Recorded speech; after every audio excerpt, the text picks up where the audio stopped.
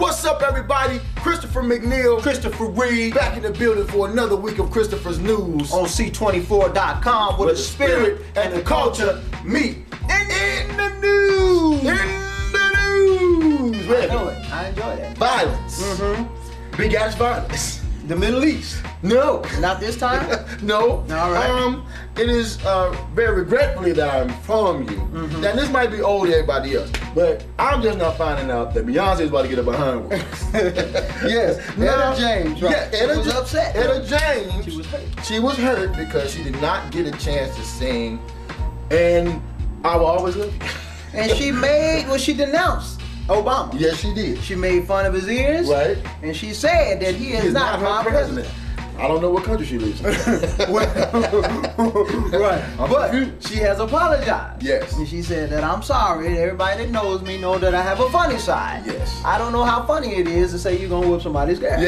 Yeah. Right. But, yes, you know, we know that the scriptures tell us that all things work together for the good of and with that being said, the producer said it is clear. The tallies are in.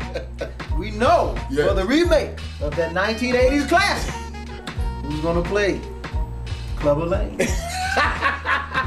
Etta James will be Clubber Lang. And the belle and the ball, the Italian stallion, will be Beyonce Knowles. Oh, no, her last name is Beyonce Carter. Did she say that though? But that's her name. I don't even see the hyphen in Carter. Maybe I'm sorry. So, unless you live on planet your tomb, babe. A lot of violence in the news. Yes, a lot of violence. Chris Brown and Rihanna. Chris Brown and Reverend. Why? And listen. See, that's what I'm talking about. It's hard to get good help. It's easy to find baddies. Could you please put the thank you? All right, Chris Brown and Rihanna. Unless you've been living up under a rock, you know that. Let's just say that Rihanna sustained some very serious injuries. Yes. Reports say that there was over some type of text message that they think that Chris got from another female. Yes. And somewhere in between that, Rihanna really got beat badly. Yes. Okay. Now a lot of people are speaking out about it. The fans, a lot of celebrities. Yep. Fans are like breaking CDs and saying, hey, you know, denouncing him or whatever. T.I., for example, said, hey, look, man, you know, all things, you know, this too shall pass. Right. And, you know, he said, man, keep your head up, talking about Chris Brown. Lisa Ray, though. Lisa Ray was like, look, you know, you don't be putting your hands on a woman, whatever. Right. And Jay-Z.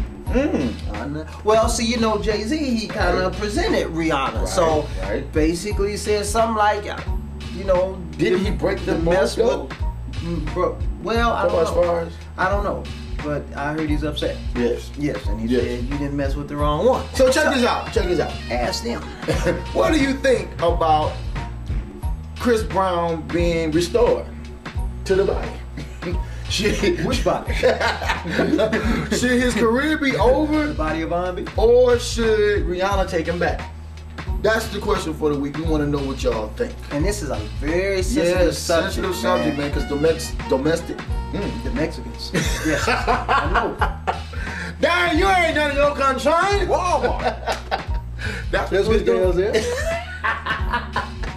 What do y'all think, man? Should he be, you know, should we take him back? Should Rihanna take him back? Or should his career be over? Really? But he said, listen, he comes from a background of violence. He said his stepfather, you know, was abusive to his moms and abusive to him. So, you know, a lot of times, one of our very uplifted friends, he said, you know, most of our problems come from our childhood, you know, and maybe, you know, he should have got some counseling. Maybe it affected him beyond what he thought. Some people say, man, screw all that, man. That's excuses, man. You don't put your hand on no woman. We want to know what y'all think, especially you ladies. Yeah, what y'all think. Really?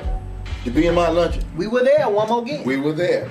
And we caught up with Karen Clark-Sheard. Yes, we did. Another one of the famed Clark sisters. And our representatives are in the field. And without further ado, we will go to them. Here at the Gospel, here at BMI, the Trailblazers luncheon. That's where we are. Here with Karen Clark-Sheard of the famed Clark sisters. Welcome. Glad to see you again. Your sister was honored today. Oh, yes. What moment touched you the most about that? Wow, that moment was like a moment, it touched me because a woman that I have looked up to for years and have admired, and I mean, even growing up as a kid, I'm watching her on the organ and just seeing her write songs and see how God just developed her, and seeing how she was before her time, you know, because people didn't understand her music then, and we can like sing it now, and they'll be like, that's bad, you know. So just see how God just, just brought her to another level right now, and knowing that when I said she was so deserving of that today, I want her to get her props, because I know behind stage, people don't know that backstage, she feels like, you know, I want to give up, I want to stop, and like I said, I refuse to allow her. So I think that support, that's part of my prayers, that I pray that God give her what she deserves. And he has done that today, and that moment was just awesome today to see that. Your daughter was a part of the tribute. Yes. How did that get to you?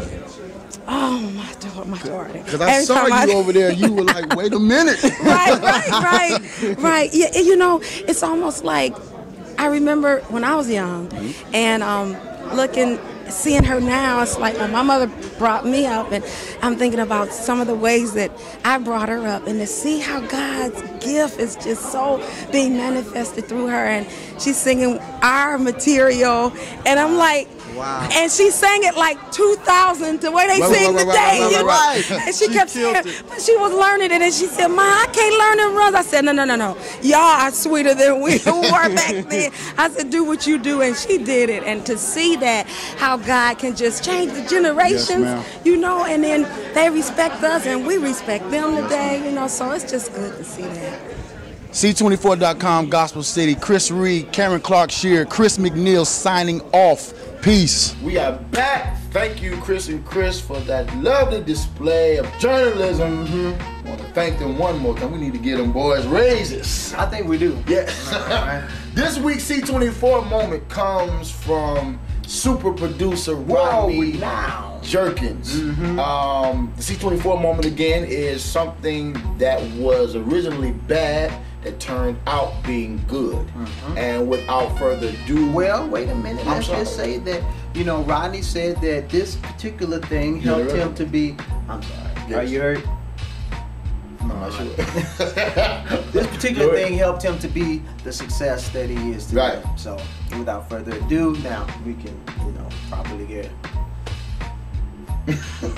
You know, we got something that we do on our website, C24.com, that says if there was something that the devil meant for bad and God turned it around for your good, is there something that you could share with the people real quick that would be an example of that in your life? Yeah, I think for me, what was really like that really dictated my whole career was when I was about I say about 17 years old. No, 16 years old actually. I was in high school, junior high, and the teacher gave me a newspaper. I was so into music, and I had this one teacher who just didn't like the fact that I love music so much. So she gave me this newspaper that said black people would be distinct by the year 2000. Wow. And where that might hurt people or rock people, it actually lifted me up, and I told her, "Thank you for giving it to me, because now you're just going to push me further into my destination."